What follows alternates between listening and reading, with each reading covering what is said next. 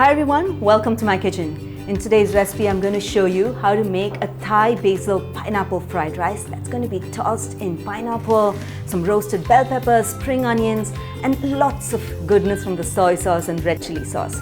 So it's a delicious fried rice which goes well along with a kung pao tofu or even a gobi Manchurian. You must try this dish. So without wasting any time, I'm just going to take you right into how to make this super simple recipe. So I have my pan here preheated to make the Thai basil fried rice. I'm going to add in just a little bit of oil into the pan, right? You can add sesame oil. Sesame oil adds great taste to fried rice, especially Chinese cooking and Asian cooking, because it has a nutty flavor. So into this, I have some ginger and garlic that I've grated, and garlic that is finely chopped. These two are essentially very important ingredients in Chinese cooking. And I'm going to take my ladle and sort of lightly stir fry them so that the ginger and garlic get infused into the oil. Okay? And to this, just a few seconds. To this, I'm going to add in the spring onions. Lots of it, because I love spring onions in my fried rice because it brings out a lot of different flavors. I add in the leaves as well as the whites of the onions. Just going to briskly stir fry it on high heat. Usually fried rice in Chinese cooking is cooked in a wok, and it needs to be cooked in high heat. When you cook it in high heat, the vegetables retain that crunch and yet become lightly softened. So I'm not going to saute the spring onions for too long.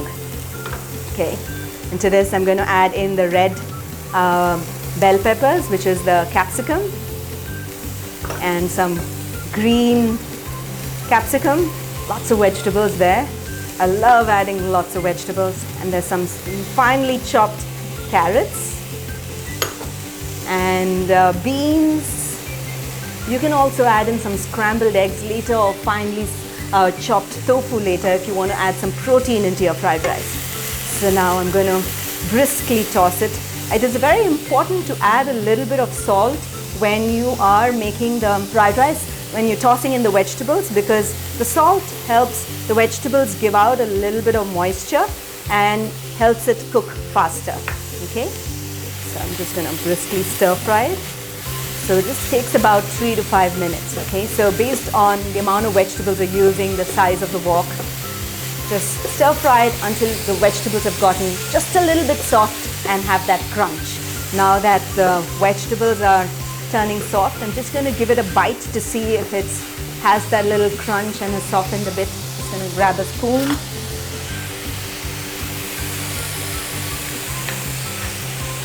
Just perfect. Just absolutely perfect. Going to add in the pineapple. This is pre-cooked pineapple. So what I did was bought some fresh pineapple from the store, diced it, removed the skin and finely chopped it, and I put it in the pressure cooker, added a little bit of water and cooked it for about 3 to 4 whistles, and that's it. So you have your cooked pineapples right there. You can use it in making cakes, adding it in your curry, the Thai curry, or even a pineapple fried rice like I'm doing now. So I'm going to add in the pineapple. Okay, and to this I'm going to add in some chopped basil leaves and the red chili sauce. It's a little sweet and spicy chili sauce. I like to add because it's not too hot. If you like it hot, you can add some Szechuan sauce, which doesn't have any sweetness in it.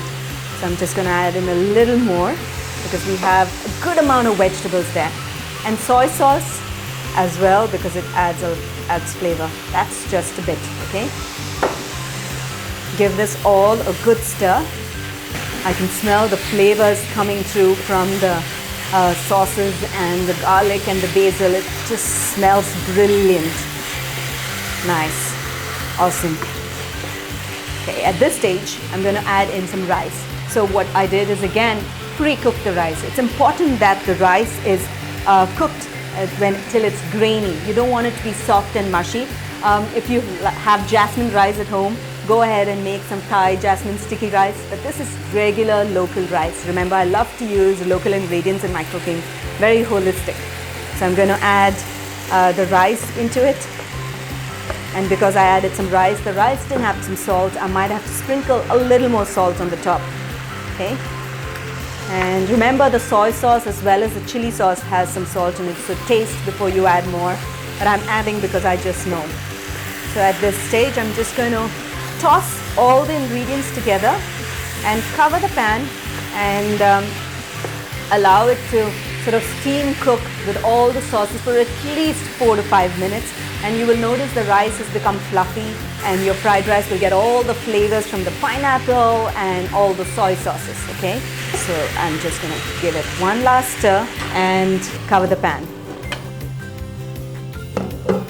That looks brilliant, nice and fluffy, isn't it? Notice I'm just going to, all the sauces have absorbed well and the rice looks well coated with all the sauces, and I'm just going to give it a quick taste to see how it is. Okay.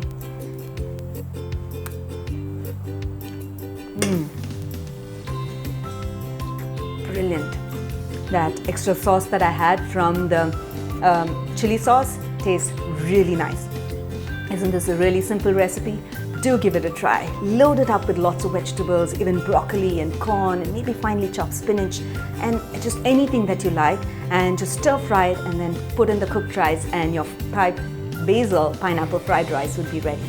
So when you do try this recipe, don't forget to click a picture of the recipe and share it in the comments below. We'd love to see how you make this dish.